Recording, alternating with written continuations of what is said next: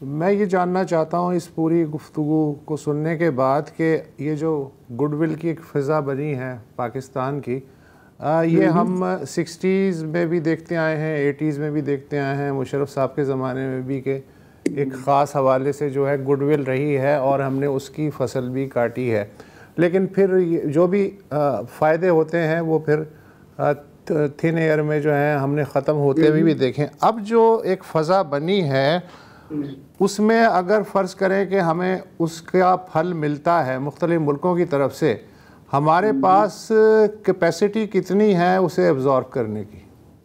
دیکھیں، یہ تو ایک بہت ہی کمپلیکس سوال ہے اور اس کا آئی تھنک ایک پورا گھنٹہ لگ سکتا ہے اس کا جواب دینا، بٹ میں یہ مشرف صاحب کے ٹائم کا اس کے ساتھ بالکل کمپیئر نہیں کروں گی۔ اس وقت پوری دنیا آپ کے پیچھے نہیں کھڑی ہوئی تھی، اس وقت پوری دنیا آپ کو بہت سارے پیسے نہیں دے رہی تھی، اس وقت پوری دنیا کا آپ کو یہ ایجنڈا افغانستان میں نہیں لے کے جا رہے تھے، پوری دنیا کا نہیں، شاید پاکستان کا بھی ایجنڈا ہے، not sort of you know hindsight is 2020۔ اس وقت پوری دنیا نے آپ کو علیحدہ چھوڑ دیا تھا اور آپ نے اپنے ability to fight back اور اپنی sovereignty کو protect کرنا، آپ نے یہ انشور کیا کہ ڈرون اسٹرائک اسی طرح یہ ایوری ڈے کی occurrence بن جائے، اور آپ you fought back and you fought back with authority with complete clarity and you won. You did an offensive also and won it back from a country which is supposed to be much larger, much more powerful, much more technologically superior to you, militarily, conventional, everything. Absolutely. And you proved no, you had it in you. Okay? And then the world came behind you because you proved yourself first. اور اس وقت اگر ہم اس کو بھی آپ جو کہہ رہے ہیں کہ ہمیں کیا اس کا پھل ملے گا، آپ کو کچھ پھل نہیں ملے گا، نہ آپ کو کوئی پھل اس طرح کا سیکھ کرنا چاہیے۔ اگر آپ کا خیال سے 2 ارب کی ایڈ آ کے پاکستان کو بچا لے گی، اس طرح کا کبھی کچھ نہیں ہوا۔ جب ہم نے یہ کرنے کی کوشش کی ہم بہت بری طرح گرے۔ پاکستان کو اپنے ایکو سسٹم میں، اپنے اکنامک ایکو سسٹم میں پاکستانیوں کے لیے جیسے آپ ایف ڈی آئی کو لانے کی کوشش کرتے ہیں ویسے آپ کوشش کریں کہ آپ کا and then things can change, اور آپ کو جو اسٹریٹجک کلیئرٹی ملی ہے، جو آپ کو ایکسپرٹیز آپ کی ملٹری فیلڈ میں اور ڈپلومیٹک فیلڈ میں پوری دنیا کے سامنے آئی ہے، اس کو فردر روبسٹ کرنا آپ کے ملک کے انٹرسٹ میں ہے۔ سو اس میں بالکل بلو آئیڈ وہ اسٹارڈی آئیڈ ہو کے یہ نہیں کہہ رہی oh we've done everything. I'm saying there are many battles ahead. Yes. Right? But you will always have to stand on your own 2 feet. If you were going to rely on anyone, you will fall again. Thank you so much Hina Rabbani خیر۔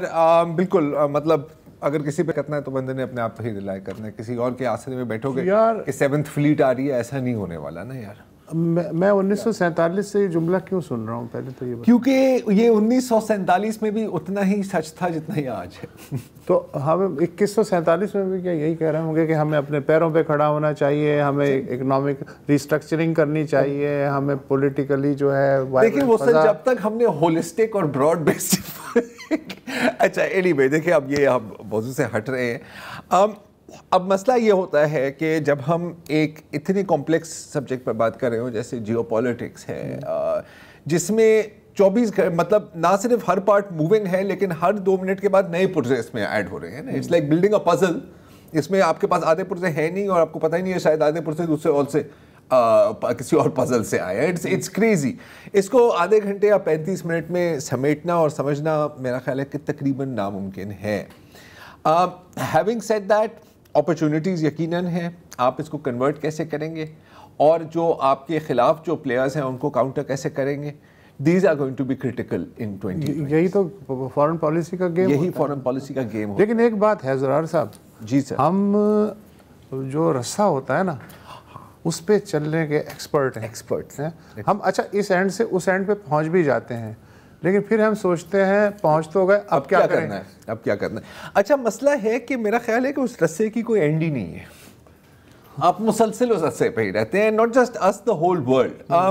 دیکھیں ایک جو ہم دیکھ رہے ہیں اب، کچھ لوگ کہتے ہیں کہ ہم ابھی سے ہی ملٹی پولر دنیا میں داخل ہو گئے ہیں۔ اٹس آرگیویبل، یو ایس اے ابھی بھی دنیا کی سپر پاور نہیں بلکہ ہائپر پاور اگر آپ کہنا چاہیں ہیں، تو وہاں پر بھی آپ نے ریلیشنز رکھنی ہے۔ لیکن میرا خیال ہے کہ ایک جو چیز ہوگی کہ shifting alliances is going to be a norm, ٹھیک ہے۔ دوسرا کہ انٹرنیشنل لا کی بات آپ نہ ہی کریں تو بہتر ہے۔